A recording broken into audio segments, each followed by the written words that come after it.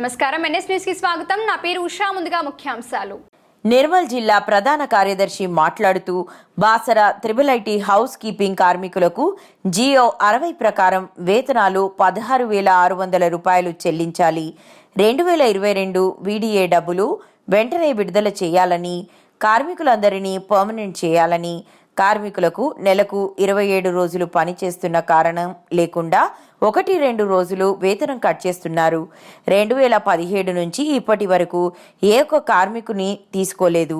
బాసర ఐఐటిలో నూతన కార్మికుల అవసరం ఉంది.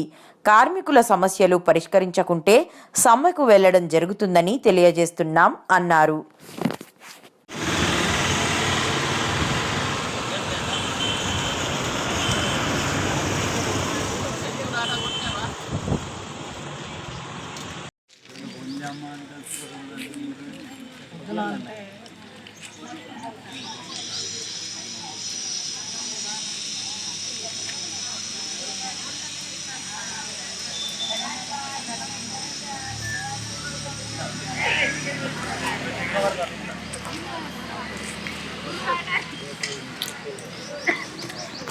బొమ్మడి సురేష్ సిఐటియు నిర్మల్ జిల్లా కార్యదర్శి.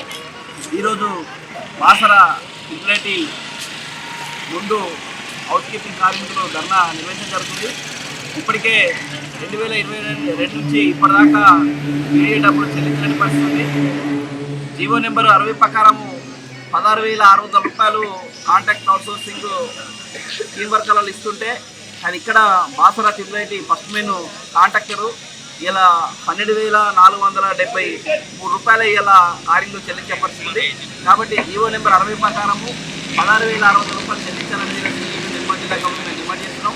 ఇప్పటికే కాంగ్రెస్ ప్రభుత్వం అధికారం వచ్చిన తర్వాత ఎన్నికల మేనిఫెస్టోలో ఇలా ప్రభుత్వం సంవత్సర కాలం అయిపోతుంది, సంబరాలు చేసుకుంటారు. కానీ కార్మికులకు కనీస వేతనం వల్ల ఈ రాష్ట్రంలో తెలంగాణ రాష్ట్రంలో ఇంప్లిమెంట్ చేస్తామని చెప్పడం జరిగింది. ఎన్నికల మేనిఫెస్టోలో కార్మికులకు 18,000 రూపాయలు తెలంగాణ రాష్ట్రంలో ఇంప్లిమెంట్ చేస్తామని హామీ ఇవ్వడం జరిగింది.